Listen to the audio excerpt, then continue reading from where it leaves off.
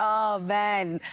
Listen, I am absolutely loving everything that's happening in Cape Town. There's so much fun, there's so much deliciousness. But right now, I need us to get into the fun side and the important side of summer, okay? Because just like ice cream is synonymous with summer, we also know that sunscreen is synonymous with summer. Because, my friend, let me tell you a young fact.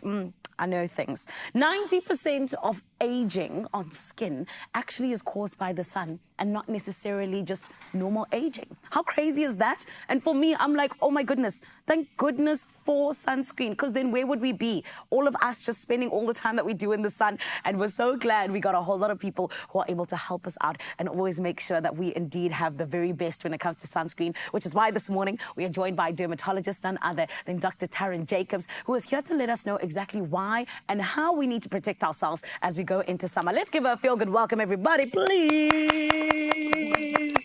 Doc, how are you? I'm good. How are you? I'm amazing, thank you. So, Taryn, I want us to please jump right into this because, you know, I think we always hear about how we need to protect our skin, right? But, you know, why is it so important that we use sunscreen and, you know, allow ourselves to be protected from the sun?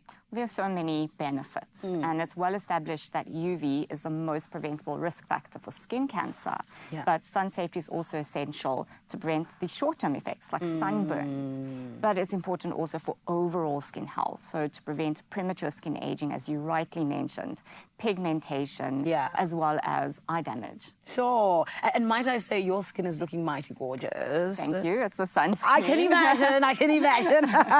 But, you know, you mentioned UV, and of course, you know, we know that there's UVA and UVB. So can you talk to us just about the different, you know, things that come with the different rays and why it is that we need to protect ourselves so much? Sure. So UV, I often say in clinic, B is for burning.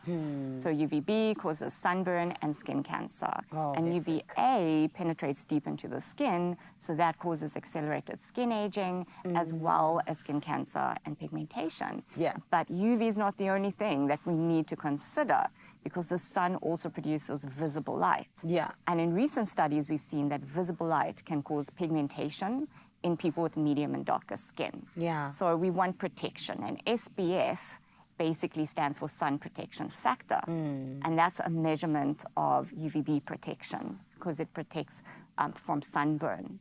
So a lot of misconceptions about SPF, but basically and theoretically, an SPF of 30 would mean that you can be exposed to 30 times as much sunburn-inducing UVB compared to not wearing a sunscreen. And that's what we want.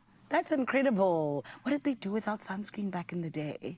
So sunscreens were only invented in the 70s. Do you see? And we see a lot of patients, elderly patients, who have a lot of sun damage, and that's what we treat in clinic. Skin cancer, sun damage. Hectic. I'm grateful I was born now. I'm very, very grateful. But I'm also grateful for people like you that make us realize just how much we actually need to protect our skin. So please talk to me about this. You know, when we are choosing a sunscreen, what do we need to kind of consider? What are the things we need to know? Sure. So choose a sunscreen with an SPF of 50 plus. Plus you want UVA protection. And this is for all skin colors. And where there's a concern of pigmentation, then you also want to look for a tinted sunscreen. Because that is what protects against visible light. Oh, really? So to get your SPF that you see labeled on the bottle, you actually need to use enough sunscreen. So you need to use an adequate amount, and most people don't. So as a visual, it's 2 finger lengths for the area of your face and neck, for your arm, for your thigh, so on. And this should be used daily, whether it's for prolonged sun exposure outside or it's for everyday activities. Because it's important to recognize that everyday activities leads to an accumulation of chronic sun exposure. And can I please ask you, because I'm someone who uses sunscreen on my face, but, you know, if I'm not like necessarily doing the 2 finger lengths, am I really protected? Not to the SPF that you see labeled. And that's just because of the way that sunscreen's tested in a lab at a specific thickness. So in order to achieve that, we need to use enough. Oh my goodness. Okay, I'm reconsidering my life decisions. Okay.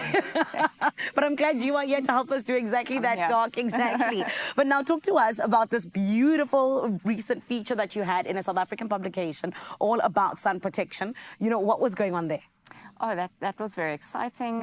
You know, prior to this, there's been no policies or guidelines on sun protection in South Africa. Yes. And South Africa receives relatively high levels of UV radiation all year round. And we also have a multi-ethnic population with varying skin colors and sun exposure susceptibilities. Yeah. So the primary goal was to produce these practical and clear recommendations to address the needs of our South African population. Sure. And this is particularly relating to skin cancer prevention, but also in other conditions like HIV/AIDS, where you may have an increased sun sensitivity, to albinism, where you have an increased risk of skin cancer, and hyperpigmentation and skin of color. And one of the things that we emphasize is that sunscreen is just one component of a sun protection strategy. Yes. You also need the protective clothing and wide-brimmed hats and sunglasses and seeking shade.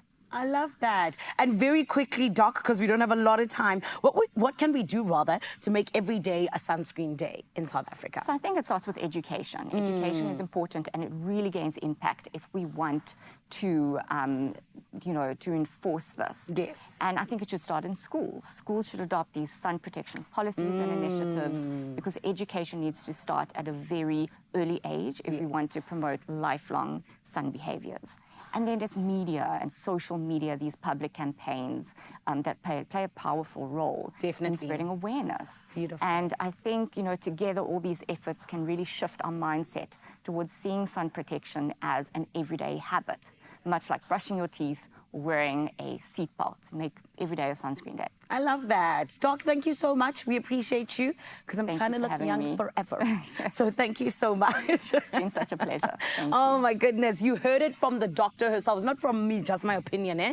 A doctor said it. Dr. Taryn Jacobs, to be exact. She's telling us all about how we can protect our beautiful skin and allow ourselves to look young for as long as possible. But also, it's all about those health benefits as well, right? That's what the sun protection does. That is what sunscreen does. And this is why we need to use it. And you know the best way to do it, you've seen it right here. It is, of course, our La Roche-Posay Anthelios. That is the best sun protection that can come your way in terms of making sure that this summer you indeed are taken care of, my friend. And all in that, I do tell you this much, that you can make sure that you get a hold of it from Clicks as well as Dis-Chem nationwide. Because, my friend, every day is indeed a sunscreen day.